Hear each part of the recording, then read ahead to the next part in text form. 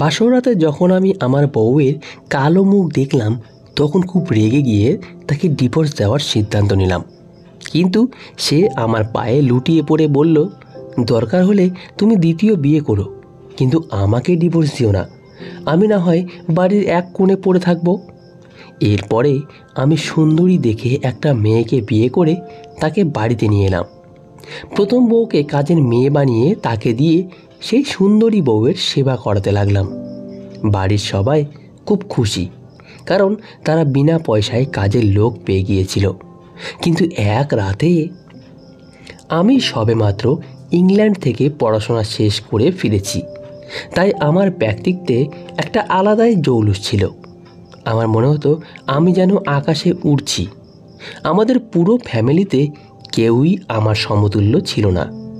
এখানে তো মানুষ বাড়িতে থেকেই পড়াশোনার সুযোগ পায় না, কেননা তাদের বাবা মায়েরা ছোটোবেলাতেই তাদের ওয়ার্কশপে বা কোনো দোকানে কাজে লাগিয়ে দেয়।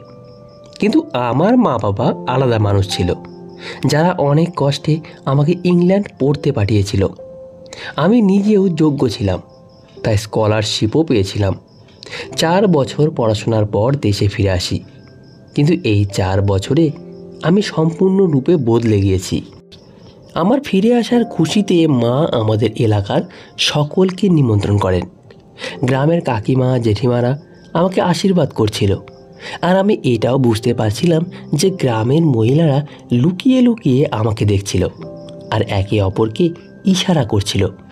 সকলেরই ইচ্ছে ছিল আমি যেন তাদের বাড়ির জামাই হই। এই ভাবনাই আমাকে কিছুটা অহংকারী করে তুলেছিল। আর অহংকারী হব নাই বা কেন? আমি শিক্ষিত, হ্যান্ডসাম আর দেশে ফিরেই একটা দুর্দান্ত চাকরি পেয়ে গিয়েছিলাম। এখন তো আমার মনে হচ্ছিল যেন বাড়িতে ধন সম্পদের বন্যা এসে গেছে। এই সব কারণে আমার ব্যক্তিত্বে এক অদ্ভুত রকমের গর্ব জন্ম নিল। খাওয়া দাওয়া চলাকালীন আমি নিজের ওপর অনেক মেয়ের দৃষ্টি অনুভব করছিলাম, কিন্তু আমি মাথা ঝাঁকিয়ে নিজের মনকে বোঝালাম যে বিয়ে তো আমি দেখে শুনে নিজের পছন্দেই করব, আর আমার যে বউ হবে সে যেন একেবারে আমার সমতুল্য হয়। খাওয়া দাওয়া শেষ হলে বাসনপত্র গুছানোর সময় মাকে খুব খুশি খুশি দেখাচ্ছিল এবং বারবার আমার প্রশংসা করছিল। সে বলছিল, এই পাড়ার লোকেরা তো আমাদের আগে মানুষই মনে করতো না, আর এখন দেখো আমার ছেলে শিক্ষিত হয়ে ফিরতেই সবার চোখে মুখে আমাদের জন্য শ্রদ্ধা ফুটে উঠছে। মা খুব গর্বের সঙ্গে এই কথাগুলো বলছিল, আর আমি হেসে ফেললাম। কিছুক্ষণ পরে মা বাবার পাশে বসে কোনো এক আত্মীয়ের কথা বলতে লাগলেন, যিনি নাকি আমার সাথে নিজের মেয়ের বিয়ে দিতে চাইছেন। মায়ের কথা শুনে আমার রাগ উঠে গেল, আর আমি বললাম, মা, আমার জন্য তোমাকে কোনো মেয়ে দেখতে হবে না, আমি নিজেই মেয়ে পছন্দ করে বিয়ে করব। আমার কথা শুনে মায়ের মুখে অন্ধকার নেমে এলো এবং তিনি রেগে বললেন, খবরদার, এই রকম কথা আর মুখেও আনবি না। নিজের পছন্দে না জানি কোথা থেকে একটা মেয়ে তুলে নিয়ে আসবি। বিয়ের আগে মেয়ের আচার ব্যবহার, মেয়ের পরিবার সব কিছু দেখা দরকার, আর সবচেয়ে গুরুত্বপূর্ণ হলো মেয়েটাকে সংসার করার মতো যোগ্য হতে হবে। এরপরে মা আরও বলল, তাই বলছি কি, বিয়ে নিজের পছন্দেই করবি, কিন্তু মেয়ে আমি খুঁজে দেব, আর আমি তোকে হীরের মতো মেয়ে খুঁজে এনে দেব।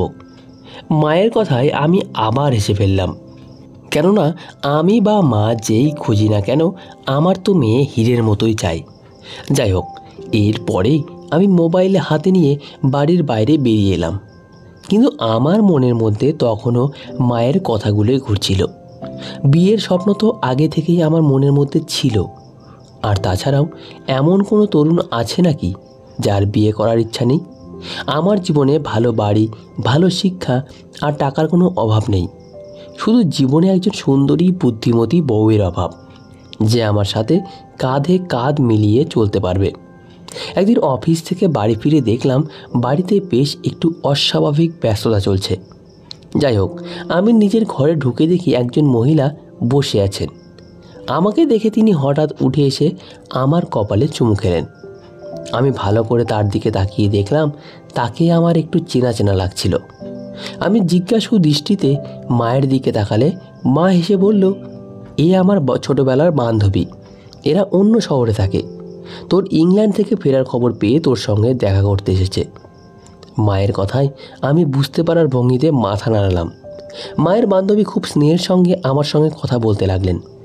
তার সঙ্গে তার স্বামীও এসেছিলেন এবং তাকেও ভালো মানুষ বলেই মনে হলো। তাদের পোশাক আশাক খুব হাইফাই না হলেও পরিষ্কার পরিচ্ছন্ন এবং সুন্দরভাবে ইস্ত্রি করা ছিল। বাবা তাদের সঙ্গে খুব আন্তরিকভাবে কথা বলছিলেন, আর মা তাদের সামনে বিভিন্ন খাবার দাবার এনে দিচ্ছিলেন। এই সব কিছু আমার কাছে একটু অদ্ভুত লাগছিল, কেননা মা তার নিজের বাবার বাড়ির লোকেদের কেউ এত যত্ন করতেন না। যাই হোক, আমি চুপচাপ নিজের ঘরে চলে এলাম, কিন্তু বাইরে অনেকক্ষণ ধরে তাদের গল্প গুজব এবং হাসি মজা চলল। পরদিন সকালে আমি অফিসে গেলাম, আর অফিস থেকে ফিরে এসে দেখি মা খুব খুশি। মা আমাকে দেখেই আমার কাছে এসে বললেন, আমার বান্ধবী এবং তার স্বামী এই জন্য এসেছিলেন, কারণ তারা তাদের মেয়ের সম্পর্কে তোর সাথে করতে চাইছে। আমি সঙ্গে সঙ্গে হেসে ফেললাম এবং বললাম, মা দেখো, এখন মানুষজন নিজের মেয়ের বিয়ের প্রস্তাব নিয়ে আমার বাড়ি আসবে, সেটা স্বাভাবিক, কিন্তু আমাদের দেখে শুনে এগোনো উচিত। মা খুব খুশি ছিলেন এবং বললেন, আমি এই সম্পর্কের জন্য পুরোপুরি রাজি, কিন্তু আমার মনে একটু সংশয় ছিল, তাই আমি মেয়েটিকে দেখতে চেয়েছিলাম। কিন্তু যখন আমি মায়ের কাছে এই ইচ্ছেটা প্রকাশ করলাম, তখন মা হেসে বললেন, তুই চিন্তা করিস না, আমি মেয়েটাকে দেখেছি, সে দারুণ সুন্দরী আর তোর মনের মতন হবে। ওরা অন্য শহরে থাকে আর ওরা খুব গরিব, তাই ওদের বাড়িতে গিয়ে দেখা সম্ভব না। আর আমিও তাড়াতাড়ি তোর বিয়ে দিতে চাই, কেননা আমার শরীরে এত জোর নেই যে আমি তোর সব বায়না সহ্য করব। তোর বউ আসবে আর সেই সংসারের দায়িত্ব নেবে। মায়ের কথা শুনে না চাইলেও আমাকে রাজি হতে হলো, কেননা আমি জানতাম মা যেমন তেমন জিনিস পছন্দ করেন না। তাই আমি বিয়ের জন্য সম্মতি দিলাম। আমার সম্মতি দেওয়ার পরেই বাড়িতে বিয়ের তোড়জোড় শুরু হয়ে গেল। আমি অনেক রকমভাবে চেষ্টা করলাম কোনোভাবে আমার হবু বউয়ের সঙ্গে কথা বলতে, কিন্তু জানতে পারলাম যে তার কাছে মোবাইল ফোনও নেই, আর সে তেমন কারোর সঙ্গে দেখাও করে না। যাই হোক, নিজেকে কোনো রকমে সান্ত্বনা দিলাম যে কোনো ব্যাপার না, বিয়ের তো আর কটা দিনই বাকি। আমার অফিসের সব বন্ধুরাই আমার বিয়ের খবর জেনে আমাকে শুভেচ্ছা জানালো। অফিসের সবাই উচ্চমানের জীবনযাপন করে, তাই আমি রিসেপশনের জন্য শহরের সবচেয়ে বড় লজ বুক করলাম। শেষমেশ আমার বিয়ের দিন এসে গেল। আমি মন খুলে টাকা খরচ করেছিলাম, যাতে বিয়ের প্রতিটা জিনিস রাজকীয়ভাবে সাজানো যায়। আমাকে বরযাত্রী নিয়ে অন্য শহরে যেতে হয়, ফলে দীর্ঘ যাত্রার ক্লান্তি আমাদের সবাইকে ক্লান্ত করে ফেলেছিল। কিন্তু আমি আমার বিয়ে নিয়ে খুব খুশি ছিলাম। আমি অধীর আগ্রহে আমার কনের অপেক্ষা করছিলাম। কিছুক্ষণ পরে কনে লম্বা ঘোমটা টেনে এসে বিয়ের মণ্ডপে বসলো, আর মন্ত্র পড়া শুরু হয়ে গেল। আর কিছু সময়ের মধ্যেই বিয়ে সম্পন্ন হয়ে গেল। বিয়ের পরে আমি মায়ের দিকে প্রশ্নবোধক দৃষ্টিতে তাকালাম, কেননা আমার খুব খিদে পাচ্ছিল। কিন্তু জানতে পারলাম যে কনে পক্ষ থেকে খাবার দাবারের কোনো ব্যবস্থা করা হয়নি। শেষমেশ আমি আবার শ্বশুরকে এ ব্যাপারে জিজ্ঞাসা করেই ফেললাম। আমার প্রশ্ন শুনে তিনি চুপ করে গেলেন। তারপর বললেন, বাবা, তোমার মায়ের সঙ্গে কথাবার্তা হয়েছে যে তিনিই হোটেলে বরযাত্রীদের খাবার ব্যবস্থা করবেন। তিনি এই কথাটা স্বাভাবিকভাবে বললেও আমার মাথায় যেন আকাশ ভেঙে পড়ল। আমার খুব রাগ হয়ে গেল, কেননা এটা তো সরাসরি আমার অপমান। আমার সঙ্গে আসা অতিথিরা এদিক সেদিক খাবার খুঁজছিলেন, আর আমি লজ্জায় মাটিতে মিশে যাচ্ছিলাম। বাধ্য হয়ে আমি চুপচাপ আমার এক পরিচিত জনকে ফোন করে খাওয়ার ব্যবস্থা করতে বললাম। ফোন করার ঘণ্টাখানেক পরে বরযাত্রীদের জন্য খাবার এসে গেল। আমার মনের মধ্যে অনেক প্রশ্ন ছিল, কিন্তু এই মুহূর্তটা প্রশ্ন তোলার উপযুক্ত সময় না ভেবে আমি চুপ করে রইলাম। যখন আমার নববধূকে আমার সামনে বসানো হলো, তখন আমি একটু স্বস্তি পেলাম। সে লাল রঙের শাড়ি পরেছিল এবং মুখে ঘোমটা টেনে রেখেছিল। তার সাজসজ্জায় খুব সুন্দর ছিল, তাই আমি ভাবলাম যে নিশ্চয়ই সে খুব সুন্দরী হবে। কিছুক্ষণ এভাবে বসে থাকার পরে আমরা সকলে গাড়িতে করে বাড়ির দিকে রওনা দিলাম। যখন আমরা ফিরে এলাম তখন রাত প্রায় 3টে বেজে গেছিল। আমরা বাড়িতে এসে যে যার মতো ঘুমিয়ে গেলাম। পরের দিন ঘুম থেকে 12টার সময় উঠলাম। দুপুর 4টার দিকে ঘর ফাঁকা দেখে আমি ঘরে ঢুকে দেখলাম আমার বউ বিছানায় বসে আছে। আমি ধীরে ধীরে বিছানার দিকে এগিয়ে গেলাম। এবং তার পাশে গিয়ে বসলাম। আমার ঝকঝকে জীবনে যে শূন্যতা ছিল তা পূরণ হতে চলেছে। আমার সুন্দরী বউ আমার জীবন সম্পন্ন করে তুলবে। আমি হাত বাড়িয়ে তার কাঁধে হাত রাখলেই সে আমার দিকে ফিরে তাকালো, কিন্তু সেই মুহূর্তে আমার মনে হচ্ছিল যেন আমার পায়ের নিচ থেকে মাটি বেরিয়ে গেছে। বিস্ময়ে আমার চোখ বড় বড় হয়ে গেল, কারণ আমার সামনে যে বসে আছে তার মুখে কোনো উজ্জ্বলতা নেই। তার গায়ের রং একদম শ্যামলা, চোখ মুখও একেবারে সাধারণ। তার উপরে তার ডান গালের উপর একটা বড় আঁচিল ছিল, যেটা দেখে আমার বুকটা ভেতর থেকে মোচড় দিয়ে উঠল।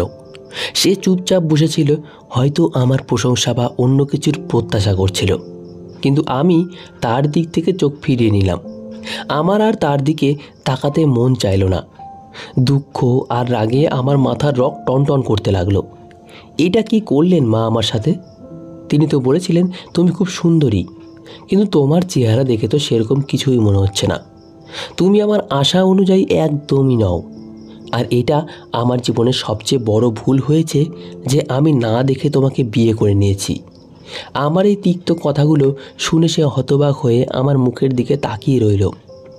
আমার এই কথাগুলো তার চোখে জল এনে দিল, কিন্তু আমি ঘৃণায় মুখ ফিরে নিলাম আর বললাম, আমি তো সবসময় বউ হিসেবে ফর্সা মেয়ে বিয়ে করতে চাইতাম, কিন্তু তোমার গায়ের রং এতটা শ্যামলা হবে সেটা আমি স্বপ্নেও ভাবিনি। এই কথা বলেই আমি বিছানা থেকে নেমে পড়লাম আর বলে ফেললাম যে আমি তোমাকে ডিভোর্স দিয়ে দেবো। আমি তোমাকে নিজের বউ হিসেবে কোনো মতেই মেনে নিতে পারবো না। কাল রিসেপশনে সবাই তোমাকে দেখে আমার উপহাস করবে। আমার এই কথাগুলো তার মুখে আতঙ্ক এনে দিয়েছিল।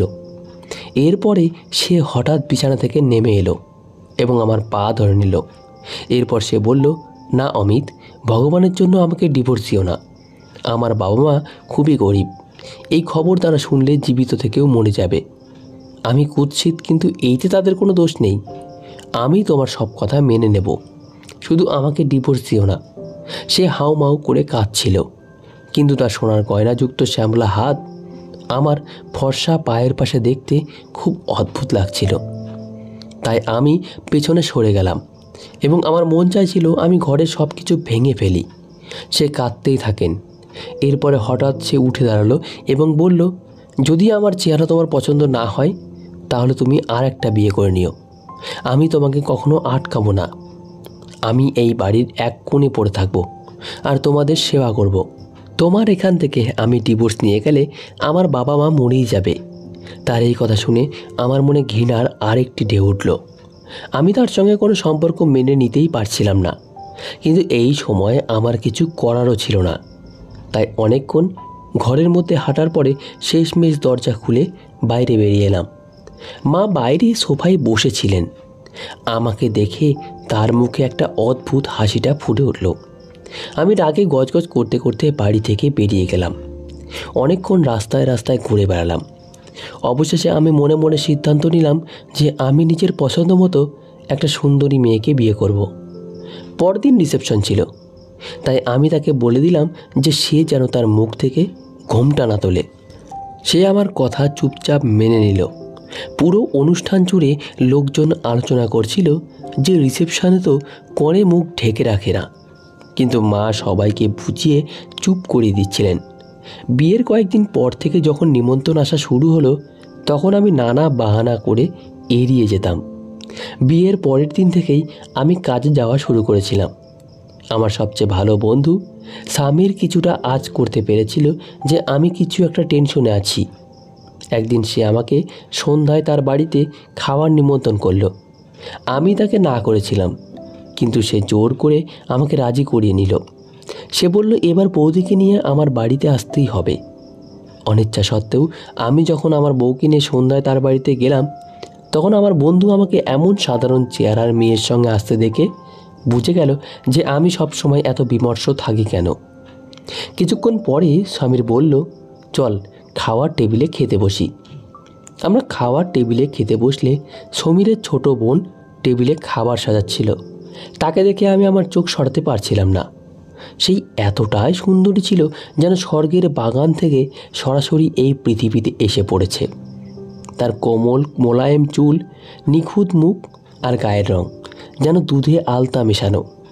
তার রূপ দেখে আমি একেবারে মুগ্ধ হয়ে গেলাম। আমি ঠিক এমনই একটি মেয়েকে নিজের স্ত্রী হিসাবে চাইতাম। সে যখন তার দিকে আমার দৃষ্টি টের পেল, তখন সে আমার দিকে তাকালো, আর তার মুখে একরাশ লজ্জার আভা ছড়িয়ে পড়ল। এতে আমার মন আর নিজের নিয়ন্ত্রণে থাকলো না। আমি যে কোনো মূল্যেই একেই নিজের স্ত্রী করতে চাইলাম। আমার কুৎসিত প্রথম স্ত্রী চুপচাপ এই সব কিছু দেখতে লাগলো, এবং সে খুব সামান্যই খেতে পেরেছিল সেদিন।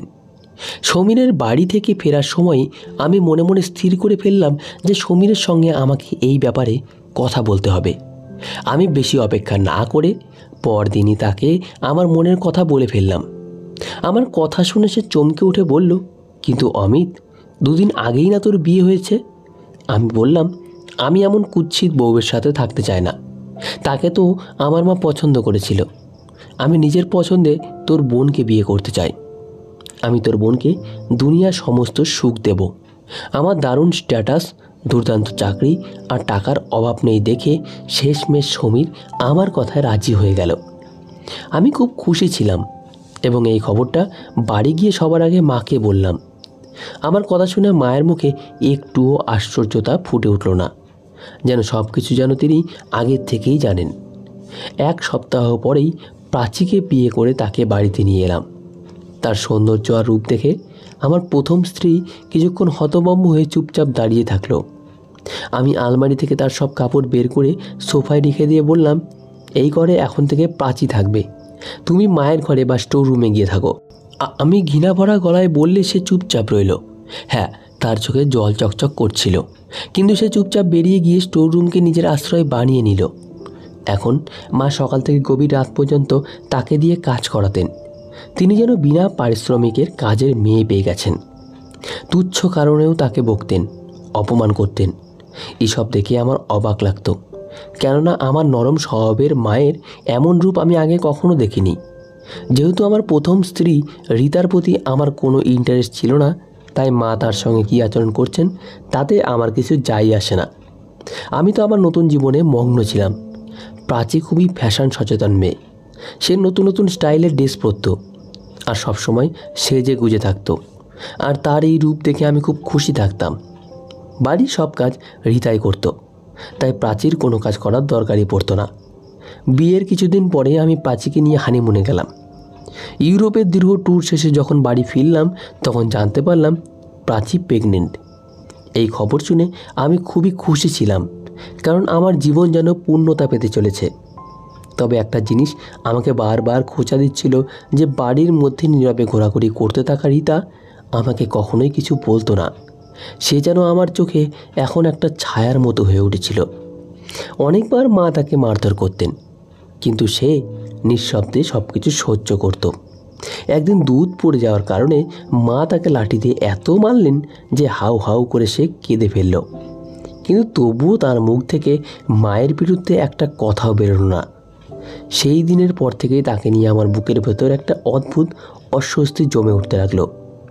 যখন আমি অফিসে থাকতাম, তখনও মনে হতো যেন রীতার অভিযোগে ভরা চোখ সর্বত্র আমাকে অনুসরণ করছে। একদিন আমি অফিস থেকে তাড়াতাড়ি করে ছুটি নিয়ে বাড়ি ফিরে এলাম, কিন্তু বাড়িতে এসে আমি যা দেখলাম তা দেখে কান্নায় আমার বুক ফেটে যাচ্ছিল। আমি বাড়িতে এসে দেখলাম আমার সন্তান অঝরে কেঁদে যাচ্ছে, আর প্রাচী অচেতন হয়ে ঘুমাচ্ছে। আমি তাকে নাড়িয়ে বললাম, বাচ্চাটা কখন থেকে কাঁদছে, সেদিকে তো আমার খেয়াল আছে। কিন্তু সে আমার কথা শুনে পাশ ফিরে আবার ঘুমিয়ে পড়ল। এসব দেখে আমার বুক থেকে একটা দীর্ঘশ্বাস বেরিয়ে এলো। সুন্দরী তো সে ছিল, কিন্তু তার মধ্যে দায়িত্ববোধ বলতে কিচ্ছু ছিল না। রাতভর বাচ্চা কাঁদতে থাকতো, আর আমি তাকে সামলাতে থাকতাম। যাই হোক, আমি বাচ্চাকে দুধ খাইয়ে ঘর থেকে বেরিয়ে আমাদের স্টোর রুমের দিকে গেলাম। সেখানে গিয়ে দেখলাম দরজা খোলা, সামনে মাটিতে বসে রীতা হাউমাউ করে কাঁদছে, আর মা তার সামনে দাঁড়িয়ে বলছিলেন, তোর মা আমার সঙ্গে যা করেছে তার বদলা আমি কেমন করে নিচ্ছি দেখ। তোর মুখ দেখে আমি বুঝে গেছিলাম যে আমার ছেলে কোনোদিনই তোকে ভালোবাসবে না। এই কারণেই আমি ইচ্ছা করে তোর বিয়ে ওর সঙ্গে দিয়েছি। এখন দেখ, তুই এই বাড়িতে একেবারে আবর্জনার মতো পড়ে থাকিস, আর তোর এই অবস্থা দেখে তোর মায়ের বুক যে কষ্ট হয় তা দেখে আমি শান্তি পাই। আর তুই কি এই মালা জপে সতী সাবিত্রী সাজতে চাইছিস? যা তাড়াতাড়ি গিয়ে আমার জন্য দুধ গরম করে নেন। এই কথা বলে মা তাকে এক লাথি মারলেন। রীতা চুপচাপ উঠে দাঁড়ালো। তাকে এভাবে মার খেতে দেখে আমার মাথার উপর যেন আকাশ ভেঙে পড়ল। কেননা মা আমার ব্যবহার করছেন তার পুরনো শত্রুতার প্রতিশোধ নেওয়ার জন্য। আমি জানতাম না মায়ের বান্ধবী তার সাথে কি করেছিল, কিন্তু আমি এটা জানতাম যে এসব রীতার কোনো দোষই নেই। সে নীরবে আমার পাশ দিয়ে চলে যাচ্ছিল। যাওয়ার সময় তার চোখের এক পলক আমার উপর পড়তেই আমি ভেতর থেকে কেঁপে উঠলাম। আমি ভাবতে লাগলাম, যদি সে বসে বসে ভগবানের কাছে এসব নিয়ে আমার নামে অভিযোগ করে থাকে, তাহলে জানি না আমার পরিণতি কি হবে। আমার সহকর্মীদের পরিবর্তিত মুখ আমার মনে পড়তে লাগলো। তারা বারবার আমার নামে বসের কাছে নালিশ পৌঁছে দিচ্ছিল। আমার বাচ্চা যেন সারাদিন এক অনাথ বাচ্চার মতো পড়ে থাকতো, আর প্রাচী তার রূপ আর সাজগোজ নিয়েই মগ্ন থাকতো। রীতা আমার পাশ দিয়ে চলে যাচ্ছিল, কিন্তু আমি তার হাত ধরে ফেললাম এবং মাকে বললাম, মা, আপনি আমার স্ত্রীর সঙ্গে এই রকম ব্যবহার আর করতে পারবেন না। আজ রাতে যা কিছু আমি শুনেছি, তারপরে আমি এই পাপ নিজের কাঁধে নিতে পারি না। আজ থেকে রীতাকে আমি আমার স্ত্রীর সম্মান দেব, এবং সে আর স্টোর রুমে নয়, বরং অন্য ঘরে থাকবে। আমায় দু স্ত্রীর প্রতি ন্যায় করা আমার দায়িত্ব। তাই আজ থেকে আপনি আর ওকে কিছু বলবেন না। আমি হাত উঁচু করে মন থেকে এই কথা বললে মায়ের মুখ থেকে যেন রক্তশূন্য হয়ে গেল। এখন আমার মনে হচ্ছিল যেন এক অদ্ভুত শান্তি আমার হৃদয়ে নেমে এসেছে। রীতার কান্না ভেজা চোখে আজ এক অপূর্ব আনন্দের ঝিলিক ছিল, আর তার মুখে হালকা হাসি ফুটে উঠল। সে হয়তো অপূর্ব রূপসী ছিল না, কিন্তু একেবারে কুৎসিত ছিল না। আমি আস্তে করে তার হাত ধরলাম আর তাকে অন্য একটা ঘরের দিকে নিয়ে গেলাম।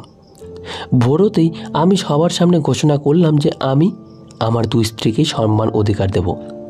এ কথা শুনে প্রাচী খুব চিৎকার করলো, কাঁদলো, তবে একটু পরে চুপ করে গেল। কারণ সে জানতো এখন আমার এখানে আরাম আয়েশের ছেড়ে তার পক্ষে থাকা সম্ভব নয়।